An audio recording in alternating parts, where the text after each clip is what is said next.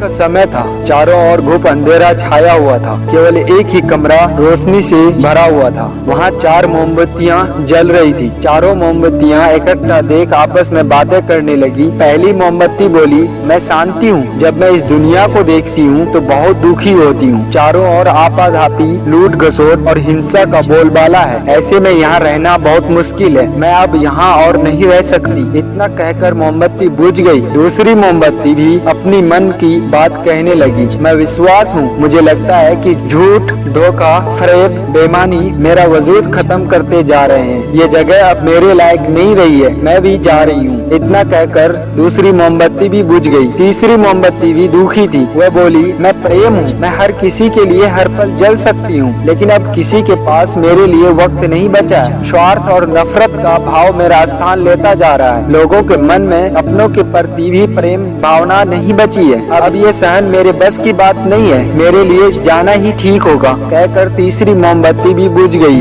तीसरी बत्ती बुझी ही थी कि कमरे में एक बालक ने प्रवेश किया। मोमबत्तियों को बुझा हुआ देख उसे बहुत दुख हुआ। उसकी आंखों से आंसू बहने लगे। दुखी मन से वह बोला, इस तरह बीच में ही मेरे जीवन में अंधेरा कर कैसे जा सकती हो तुम? तुम्हें तो अंत तक पूरा जलना था, लेकिन तुमने मेरा साथ छोड़ दिया। अब मैं क्या करूँगा? बालक की बात सुन चौथी मोमबत्ती बोली, घबराओ नहीं बालक, मैं आशा हूँ और मैं तुम्हारे साथ हूँ। जब तक मैं जल रही हूँ तुम मेरी लो से दूसरी मोमबत्तियों को जला सकते हो। चौथी मोमबत्ती की बात सुनकर बालक का मन खुशी से उछल पड़ा। उसने आशा के साथ शांति, विश्वास और प्रेम को पुनः प्रकाशित कर लिया। जीवन में समस्या एक सा नहीं रहता है। कभी उजाला रहता है तो कभी अंधेरा। जब जीवन में अंधकार आए, मन अशांत हो जाए, विश्वास डगमगाने लगे और दुनिया पराई लगने लगे, तब आशा का दीपक जला लेना। जब तक आशा का दीपक जलता रहेगा, जीवन में कभी अंधेरा नहीं हो सकता। आशा के बल पर जीवन में सब कुछ पाया जा सकता है। इसीलिए आशा का साथ कभी नहीं छोड़ना चाहिए।